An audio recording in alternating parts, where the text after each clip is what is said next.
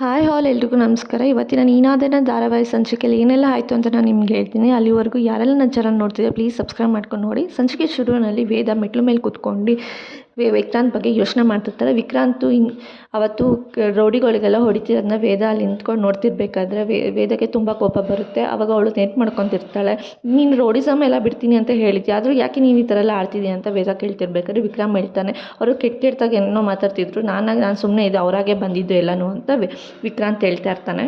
ಅವ್ರು ಬರ್ತಾರೆ, ನೀನು ಕಂಟ್ರೋಲಾಗಿರಬೇಕು, ನೀನು ಯಾಕೆ ಹಿಂಗೆ ಆಡ್ತಿದ್ಯಾ ಅಂತ ವೇದ ಕೇಳ್ತಾಳೆ. ಬೇತಲ್ಲ ಒಂದ್ಸಲ ನನ್ನ ಮಾತು ಕೇಳು, ನಾನು ಹೇಳೋದನ್ನ ಕೇಳು ಅಂತ ಹೇಳ್ತಿರ್ತಾಳೆ. ಹೌದು, ಕೊಲ್ಲೋರ್ಗೂ ಕಾರಣ ಇರುತ್ತೆ ಅಲ್ವಾ ನಿನಗೆ ಅಂತ ಹೇಳ್ತಿರ್ತಾಳೆ. ಬಿಟ್ಟು ನಾನು ನೀನು ಬದಲಾಗಿದ್ಯಾ ಅಂತ ನಾನು ಅಂದ್ಕೊಂಡು ಎಷ್ಟು ಖುಷಿ ಆಗ್ಬಿಟ್ಟೆ, ಅದನ್ನು ನೀನು ನೋಡಿದ್ರೆ ಈ ಥರ ಎಲ್ಲ ಮಾಡ್ತಿದ್ಯಾ ಅಂತ ಹೇಳ್ತಾಳೆ. ಹೀಗೆ ನನ್ನ ಮುಖ ಕಂಡ್ರೆ ಅಸಹ್ಯ ಅಲ್ವಾ, ಅದಕ್ಕೆ ನಾನು ಈ ಮುಖನೇ ತೋರಿಸಲ್ಲ, ಹೊಟ್ಟೋಗ್ತೀನಿ ನಾನು ಇಲ್ಲಿಂದ ಅಂತ ಹೇಳಿ ವಿಕ್ರಾಂತ್ ಅಲ್ಲಿಂದ ಹೊಟ್ಟೋಗಿರ್ತಾನೆ. ಹಾಗೆ ಹೇಳಿದ್ನ ಅವಳು ನೆನ್ಪು ಮಾಡ್ಕೊಂಡು ಕೂತಿರ್ತಾಳೆ. ಪಾಪ ವಿಕ್ರಾಂತ್ ಮುಖನೂ ತೋರ್ಸೋಣ ಅಂತ ಹೊಟ್ಟೋಗಿರ್ತಾನೆ, ಎಷ್ಟು ಬೇಜಾರು ಮಾಡ್ಕೊಂಡಿರ್ತಾನೆ ಅಲ್ವಾ ಅಂತ ಯೋಚನೆ ಮಾಡ್ತಿರ್ತಾಳೆ. ಕೃಷ್ಣ ಅವನಿಗೆ ನಿಜವಾಗ್ಲೂ ಬೇಜಾರು ಮಾಡಬೇಕು ಅಂತ ನನಗೆ ಇಂಟೆನ್ಷನ್ ಇರಲಿಲ್ಲ, ಆದರೆ ಅವನಿಗೆ ಮೊದಲಿನ ಥರ ಅವನು ಇರಬೇಕು, ಅವನು ಜನರನ್ನ ಕೊಲ್ಲೋ ಬದಲು ಅವ್ನ ಸಿಟ್ಟನ್ನ ಅವ್ನು ಕೊಲ್ಲಬೇಕು, ಅವ್ನು ಮೊದಲಿನ ಥರ ಆಗಬೇಕು, ಅಷ್ಟೇ ನನ್ನ ಇಂಟೆನ್ಷನ್ ಇದ್ದಿದ್ದು ಅಂತ ಅವಳು ದೇವ್ರ ಹತ್ರ ಕೇಳ್ಕೊತಾ ಇರ್ತಾಳೆ. ಅವನು ಮನುಷ್ಯ ಆಗಬೇಕು, ಅವನಿಗೆ ಯಾರೇ ಒಂದು ಟಿಗಾರ್ ಮಾಡಿದ್ರು ಅವನು ಅದಕ್ಕೆಲ್ಲ ತಲೆ ಕೆಡ್ಸ್ಕೋಬಾರ್ದು, ಮೊದಲಿನ ಥರ ಆಗಬೇಕು ಅಂತಿರ್ತಾಳೆ. ಮಾತಾಡೋಕ್ಕೂ ನಾನು ಟೈಮ್ ಕೊಡ್ದು ಅವನಿಗೆ ಬೈದ್ಬಿಟ್ಟು ಸಿಟ್ಟಿನಿಂದ ಅವ್ನ ಆಚೆ ಕಳಿಸ್ಬಿಟ್ಟೆ ಅಂತ ಹೇಳ್ತಿರ್ತಾಳೆ. ಅದೇ ಟೈಮಿಗೆ ವಿಕ್ರಾಂತ್ ಹೇಳಿದ್ನ ಅವಳು ನೆನ್ಪು ಮಾಡ್ಕೊತಾ ಇರ್ತಾಳೆ, ನನಗೆ ಮಾತಾಡೋಕ್ಕೂ ಟೈಮ್ ಕೊಡಲ್ಲ ಅಂತ.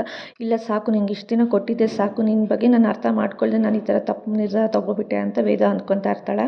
ಪಾಪ ಅವನಿಗೆ ಬಾಯಿ ಬಂದಾಗೆಲ್ಲ ಬೈದ್ಬಿಟ್ಟೆ, ನನಗೆ ಬೇಜಾರಾಗ್ತಿದ್ದೆ, ಅವ್ನು ಎಷ್ಟು ಬೇಜಾರು ಮಾಡ್ಕೊಂಡಿರ್ತಾನೆ ಅಂತ ಯೋಚನೆ ಮಾಡ್ತಿರ್ತಾಳೆ. ಇರಲಿ ಪರವಾಗಿಲ್ಲ, ಅವ್ನಿಗೆ ಈ ಥರ ಆದರೆ ಅವ್ನಿಗೆ ಬುದ್ಧಿ ಕಲಿಯೋದು ಅಂತ ಅಂದ್ಕೊತಾಳೆ. ಅದ್ರ ಬಗ್ಗೆ ಯೋಚನೆ ಮಾಡ್ತಿರ್ಬೇಕಾದ್ರೆ ಅಲ್ಲಿ ವಿಕ್ರಾಂತ್ ಅವರು ಕೆಲಸ ಮಾಡೋರು ಅಲ್ಲಿರ್ತಾರೆ. ಅದನ್ನು ನೋಡಿಬಿಟ್ಟು ಅವಳು ಅವ್ರನ್ನ ಕೇಳೋಕ್ಕೆ ಅಂತ ಹೇಳ್ಬಿಟ್ಟು ಅಲ್ಲಿ ಹೋಗ್ತಾ ಇರ್ತಾಳೆ.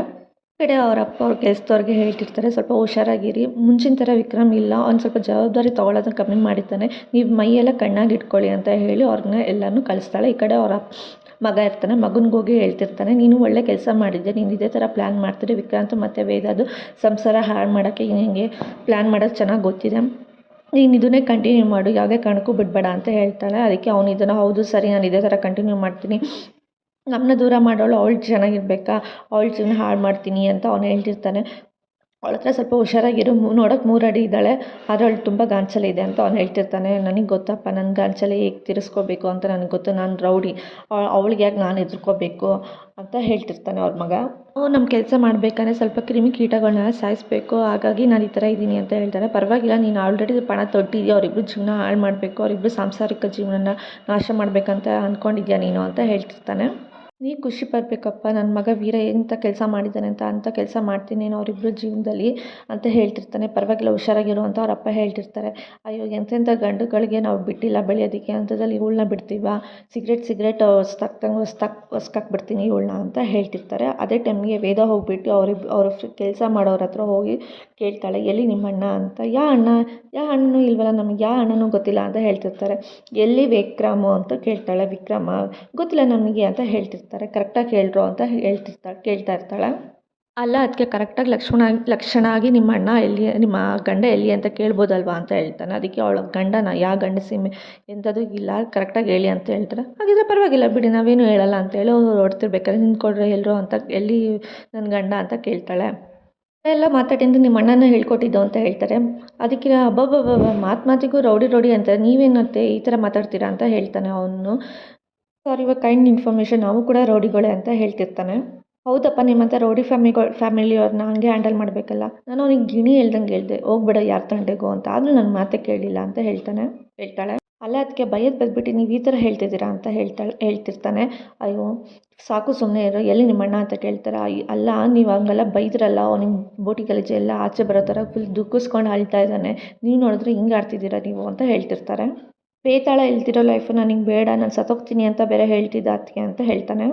ಅದಕ್ಕೆ ತುಂಬ ಬೇಜಾರು ಮಾಡ್ಕೊಂಡಿದ್ದು ಅವನು ಅಂತ ಕೇಳ್ತಾಳೆ. ಅಯ್ಯೋ ನೀವು ನೀವು ಬೈದಾಗ್ಲಿಂದ ಅವನು ಒಂದು ತೊಟ್ಟು ನೀರು ಕೂಡ ಕುಡ್ದಿಲ್ಲ ಅಂತ ಹೇಳ್ತಿರ್ತಾನೆ. ನೀರು ಕುಡ್ದಿಲ್ಲ, ಊಟ ಮಾಡಿದ್ನ, ಅಯ್ಯೋ ನೀರೇ ಕುಡ್ದಿಲ್ಲ ಅಂದಮೇಲೆ ನೀವು ಊಟ ಮಾಡ್ತಾನೆ ಹೇಳಿ ನೀವೇ ಅಂತ ಹೇಳ್ತಾನೆ. ನೀವಿಬ್ಬರು ಮನೇಲಿದ್ದರೆ ನೀವಿಬ್ಬರೇ ಹೇಳಿ ಊಟ ಮಾಡಿಸ್ಬೋದಿತ್ತಲ್ವ ಅಂತ ಹೇಳ್ತಾಳೆ. ಅಲ್ಲ ನಾವು ಅಷ್ಟೆಲ್ಲ ಹೇಳಿದ್ರು ಅವ್ರು ತುಂಬ ಬೇಜಾರು ಮಾಡ್ಕೊಂಡಿದ್ದ ಅಣ್ಣ, ಅವಳು ಅಷ್ಟೆಲ್ಲ ಬೈದಿದ್ದಾಳೆ, ನನಗೆ ತುಂಬ ಬೇಜಾರಾಗ್ತಿದ್ದೆ ಅಂತ ಹೇಳಿ ದುಃಖಿಸ್ಕೊಂಡು ಅಳ್ತಿದ್ದೆ, ನಾವು ಊಟ ಇಲ್ಲಿ ನೀರು ಕೂಡ ಅವ್ನು ಕುಡಿಯೋಲ್ಲ ಅಂತ ಹೇಳ್ತಿದ್ರು ಅಣ್ಣ ಅಂತ ಹೇಳ್ತಾನೆ. ಅವ್ನು ನಿಜವಾಗ್ಲೂ ಹತ್ಬಿಟ್ನಾ ಅಂತ ಕೇಳ್ತಾಳೆ. ಅಯ್ಯೋ ಅದಕ್ಕೆ 4 ಜನ್ರೇಷನ್ ಸತ್ಯ ಹರಿಶ್ಚಂದ್ರ, 4 ಜನ್ರೇಷನ್ ನಾವೇ, ನಮ್ಮ ಬಾಯಲ್ಲಿ ಸುಳ್ಳು ಬರುತ್ತಾ ಅಥವಾ ಇವನ ಬಾಯಲ್ಲಿ ಸುಳ್ಳು ಬರುತ್ತಾ ಅಂತ ಹೇಳ್ತಾರೆ. ಮಾಡೋದೆಲ್ಲ ಮಾಡಿ ಈಗ ಆಡಿದ್ರೆ ಏನು ಪ್ರಯೋಜನ, ದನ ಚುಚ್ದಂಗೆ ಚುಚ್ತಿದ್ದಾನೆ, ಅಲ್ಲಿ ಚಾಕು ಚೂರಿ ನೋಡಿದ್ರೆ ಸಾಕು ಅವನಿಗೆ ಮನುಷ್ಯನ ಚುಚ್ಚಬೇಕು ಅನ್ನೋ ಥರ ಕೋಪ ಬಂದುಬಿಡುತ್ತಲ್ವ ಅವನಿಗೆ ಅಂತ ವೇದ ಹೇಳ್ತಿರ್ತಾಳೆ. ಹೋಗ್ಬಿಡ್ತಾನೆ ದೊಡ್ಡದಾಗಿ KGF ಹೀರೋ ಥರ ಅಂತ ಹೇಳ್ತಿರ್ತಾಳೆ. KGF ಹೀರೋ ಅಲ್ಲ ಅಕ್ಕ, ಅವರು ಜೋಗಿ ಥರ ಹೋಗಿರೋದು ಅವರು ಅಂತ ಹೇಳ್ತಾನೆ ಅವನು. ಅಯ್ಯೋ ನೀವೇನು ಹೇಳ್ತಿರೋ ಒಂದು ಅರ್ಥ ಆಗ್ತಿಲ್ಲ, ಇವಾಗ ಅವ್ನು ಎಲ್ಲಿದ್ದಾನೆ ಅಂತ ಕೇಳ್ತಾರೆ, ಹೊರಗಡೆ ಇದ್ದಾನೆ ಅಂತ ಹೇಳ್ತಾನೆ. ಹೌದಾ ಸರಿ ಅಂತ ಹೇಳ್ಬಿಟ್ಟು ಅವಳು ಓಡೋಕ್ಕೆ ಅಂತ ಹೋಗ್ತಿರ್ಬೇಕಾದ್ರೆ ಅವನಿದ್ದವನು ಇನ್ನೊಬ್ಬ ಇದ್ದವನು, ಅಣ್ಣ ಯಾವ ಸ್ಥಿತಿಲಿದ್ದಾರೆ ಅಂತ ನಿನ್ಗೆ ಗೊತ್ತಿಲ್ವಾ, ಇಂಥ ಟೈಮಲ್ಲಿ ಅದಕ್ಕೇನು ಬೇರೆ ಆಚೆ ಕಳಿಸ್ತಿದ್ಯಾ ಅಂತ ಹೇಳ್ತಾರೆ. ಅಯ್ಯೋ ನನಗೆ ನೋಡೋದೇ ಹೇಳೋದೇ ಜೋಗಿ ಇಲ್ಲಿ ಸೆಕೆಂಡ್ ಮಾತ್ರ ನಿಮಗೋಸ್ಕರ ಆಚೆ ಗಾರ್ಡನಲ್ಲಿ ನಿಮ್ಮ ಹೆಂಡತಿಗೋಸ್ಕರ ಲಾಂಗ್ ಕುಡಿಯೋಕ್ಕೆ ಅಂತ ಬಾಟಲ್ ಹಿಡ್ಕೊಂಡು ಕುಡಿತಾ ಇರ್ತಾನೆ. ಅದನ್ನು ನೋಡಿ ಫುಲ್ ಅವಳಿಗೆ ಶಾಕ್ ಆಗುತ್ತೆ. ಏನು ಇವ್ನು ಈ ಥರ ಇದ್ದಾನೆ, ಇವ್ರು ನೋಡಿದ್ರೆ ಒಂದು ತೊಟ್ಟು ಊಟನೂ ಕುಡ್ದಿಲ್ಲ, ಒಂದು ತೊಟ್ಟು ನೀರು ಕುಡ್ದಿಲ್ಲ ಅಂತ ಹೇಳ್ತಾರೆ. ಇವ್ರು ನೋಡಿದ್ರೆ ಎಣ್ಣೆ ಹೊಡಿತಿದ್ದಾನೆ ಅಂತ ಹೇಳ್ತಾರೆ. ಹೇಳ್ತಾ ಯೋಚನೆ ಮಾಡ್ತಿರ್ತಾಳೆ. ಏನರೋ ನೀವು ಹೇಳಿದ್ದೇನೋ ಇವ್ನು ಮಾಡ್ತಿರೋದೇನೋ, ನೀವು ಎಲ್ಲ ಸೇರ್ಕೊಂಡು ನನಗೆ ಫುಲ್ ಮಾಡ್ತಿದ್ದೀರಾ, ನನ್ನ ಹತ್ರ ಏನು ಆಟ ಆಡ್ತಿದ್ದೀರಾ, ನೀವು ಗೊತ್ತಾಗಲ್ವಾ ನಿಮಗೆ, ಅಲ್ಲ ಜೊತೆಲಿ ಇರ್ತೀರಾ, ಇವ್ರಿಗೆ ಕುಡಿಬೇಕೋ ಬಿಡವಾ ಅಂತ ನಿಮ್ಗೆ ಗೊತ್ತಾಗಲ್ವಾ ಅಂತ ಹೇಳ್ತಿರ್ತಾನೆ. ಇವ್ನು ನೋಡಿದ್ರೆ ಇಷ್ಟೊಂದು ಬಾಟ್ಲು ಇಟ್ಕೊಂಡು ಇಷ್ಟೊಂದು ಕುಡಿತಿದ್ದಾನೆ ಅಲ್ವಾ ಅಂತ ಹೇಳ್ತಾಳೆ. ಅಯ್ಯೋ ಅದಕ್ಕೆ ನಿಮಗೆ ನೋಡಿದ್ರೆ ಹಂಗೆ ಅನಿಸುತ್ತೆ, ಆದರೆ ಅಣ್ಣ ಇಷ್ಟು ಸ್ವಲ್ಪ ಚಿಕ್ಕದಾಗೆ ತೊಗೊಂಡಿರೋದು ಅಷ್ಟೇ ಅಂತ. ಏನು ಚಿಕ್ಕದಾಗೆ ನೋಡಿ ಇಷ್ಟೆಲ್ಲ ಇಲ್ವಾ, ನಿಮಗೆ ಅಷ್ಟೊಂದು ಇರ್ಬೋದು, ಅದು ಇಷ್ಟೇ ಅದಕ್ಕೆ ಅಂತ ಹೇಳ್ತಿರ್ತಾನೆ. ನೀವು ನೋಡಿದ್ರೆ ಊಟ ಮಾಡಿಲ್ಲ, ನೀರು ಕುಡ್ದಿಲ್ಲ ಅಂತ ಹೇಳ್ತಿದ್ರೆ, ಇವ್ನು ನೋಡಿದ್ರೆ ಇಲ್ಲಿ ಕುಡಿತಿದ್ದಾನೆ ಅಂತ ಹೇಳ್ತಾರೆ. ಅಯ್ಯೋ ಅದಕ್ಕೆ ನಾವು ನೀರು ಕುಡಿಯಲ್ಲ ಅಂತ ಹೇಳ್ತೀವಿ, ಆದರೆ ಬಿಯರ್ ಕುಡಿಯಲ್ಲ ಅಂತ ಹೇಳಿದ್ದೀವಾ ಅಂತ ಹೇಳ್ತಿದ್ದ. ಏನರೋ ನೀವೆಲ್ಲ ಅಂತ ಹೇಳ್ತಾರೆ. ಅಲ್ಲ ಅದಕ್ಕೆ ನೀವೇನಾದರೂ PhD ಮಾಡಿದ್ದೀರಾ ಬೈಯೋದ್ರಲ್ಲಿ ಅಂತ ಕೇಳ್ತಾನೆ. PhD ಮಾಡಿ ನಿನ್ನ ಫೋಟೋನ HDಯಲ್ಲಿ ಹಾಕಿ ಫೋಟೋ ಮಾಡಿ ಪ್ರಿಂಟ್ ಕಳಿಸ್ತೀನಿ ನೋಡು ಅಂತ ಅವಳು ಬೈತಾ ಇರ್ತಾಳೆ. ಎತ್ಕೊಂಡು ನಡೀರೋ ನಿಮ್ಮ ಅಣ್ಣನ ಅಂತ ಹೇಳ್ತಾಳೆ. ಅಲ್ಲ ಅವ್ನು ಇಷ್ಟೊಂದು ಟೈಟಾಗಿದ್ದಾನೆ, ನೀವೇ ಎತ್ಕೋಬೋದಲ್ವಾ ಅಂತ ಹೇಳ್ತಾರೆ. ಪರಿಸ್ಥಿತಿ ನಾನು ಎತ್ಕೊಂಡು ಹೋಗೋದಕ್ಕಾಗತ್ತಾ ಅಂತ ಅವಳು ಹೇಳ್ತಿರ್ತಾರೆ. ಅಲ್ಲ ಇವ್ನು ನೋಡಿದ್ರೆ ತಿಮಿಂಗ್ಲನ ಥರ ದೊಡ್ಡ ಭೀಮನ ಥರ ಅಂತ ಬೇರೆ ಇದ್ದಾನೆ, ಇವ್ನ ಹೇಗೆ ಎತ್ಕೊಂಡು ಹೋಗೋದು ಅಂತ ಹೇಳ್ತಾರೆ. ಸರಿ ಆಯ್ತು, ಇಲ್ಲಿ ಇರೋದನ್ನೆಲ್ಲ ಕ್ಲೀನ್ ಮಾಡಿ 10 ನಿಮಿಷ ಟೈಮ್ ಕೊಡ್ತೀನಿ ನಿಮಗೆ ಅಂತ ಹೇಳ್ತಾರೆ. ಅಯ್ಯೋ 10 ನಿಮಿಷ ಆಗಲ್ಲ, 15 ನಿಮಿಷ ಕೊಡಿ ಅಂತ ಹೇಳ್ಬಿಟ್ಟು ಅವರಿಬ್ಬರು ಅದನ್ನು ಇರೋದನ್ನೆಲ್ಲ ಕ್ಲೀನ್ ಮಾಡೋಕ್ಕೆ ಅಂತೇಳಿ ತೊಗೊಂಡಿರ್ತಾರೆ, ಕ್ಲೀನ್ ಮಾಡ್ತಾ ಇರ್ತಾರೆ. ಸರಿ ಆಯಿತು ಅಂತ ಹೇಳ್ತಾಳೆ. ಸರಿ ಅವನ್ನ ಕರ್ಕೊಂಡು ನಡೀರಿ ಅಂತ ಹೇಳ್ತಾಳೆ. ಅಯ್ಯೋ ನಮ್ಮ ಕೈಲಾಗಲ್ಲಪ್ಪ, ಇವ್ನು ನೋಡಿದ್ರೆ ಹಿಂಗಿದ್ರೆ ನಾವು ಹೆಂಗೆ ಎತ್ಕೊಬರೋದು ಅಂತ ಹೇಳ್ತಾರೆ. ಜೊತೆಲಿದ್ದಾಗ ಚೆನ್ನಾಗಿರ್ತೀರಾ, ಇವಾಗ ಇಂಥ ಟೈಮಲ್ಲಿ ಅವನ್ನ ಬಿಟ್ಟೋಗ್ತೀರಾ ನೀವು ಅಂತ ಅವಳು ಜೋರಾಗಿ ಹೇಳ್ತಾ ಇರ್ತಾಳೆ. ಇವ್ನಿಗೆ ಕುಡ್ದಿರೋದು ಯಾವುದೇ ಕಾರಣಕ್ಕೂ ಕಮ್ಮಿ ಆಗಲ್ಲ, ಸುಮ್ಮನೆ ಇವನ್ನ ಎತ್ಕೊಂಡು ನಡೀರಿ ಅಂತ ಹೇಳ್ತಾರೆ. ಅಯ್ಯೋ ನಮ್ಮ ಕೈಲಾಗಲ್ಲ ಎತ್ಕೊಂಡು ಹೋಗೋದಕ್ಕೆ, ನೀವೇ ಎತ್ಕೊಳ್ಳಿ ಅಂತ ಹೇಳ್ತಿರ್ತಾನೆ. ಇವಾಗ ಎತ್ಕೊಂಡು ಬರ್ತೀರಾ ಇಲ್ವಾ ಅಂತ ಹೇಳ್ತಾರೆ. ಸರಿ ಆಯ್ತು ಎತ್ಕೊಂಡು ಬರೋಣ ಅಂತ ಹೇಳ್ಬಿಟ್ಟು 3 ಜನನ ಕಷ್ಟಪಟ್ಟು ಅವನನ್ನು ಕರ್ಕೊಂಡು ಹೋಗ್ತಾ ಇರ್ತಾರೆ. ಕರ್ಕೊಂಡು ಹೋಗಿ ರೂಮಲ್ಲಿ ಬಿಡ್ತಾರೆ. ವೇದ ಐ ಆಮ್ ಎಕ್ಸ್ಟ್ರೀಮ್ಲಿ ಸಾರಿ ಅಂತ ಕನ್ವರ್ಸ್ತಿರ್ತಾನೆ.